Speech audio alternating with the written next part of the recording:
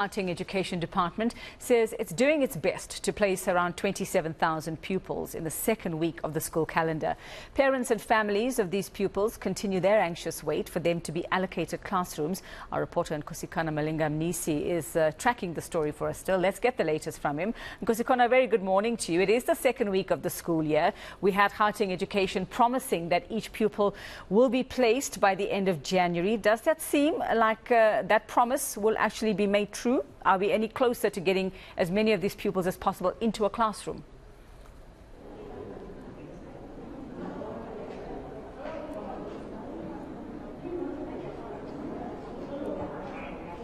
Nkosikona, hello, can you hear me? Well, Yuveka, I'm struggling to hear you, but I'm going to go ahead either way. I've got the spokesperson of the Gauteng Education Department, that's Steve Mabona. But before we get to that, I've just been told that, in fact, over 30,000 late applications have been recorded by the department. Of course, we understand that the late application process ends at the end of January. I'm going to bring him in just to give us a progress update in terms of how they're essentially doing with some of these late applications. Steve, thank you very much for your time and speaking to us as eNCA. I want us to first understand this 30,000. It's particularly referring to grades 1 and 8.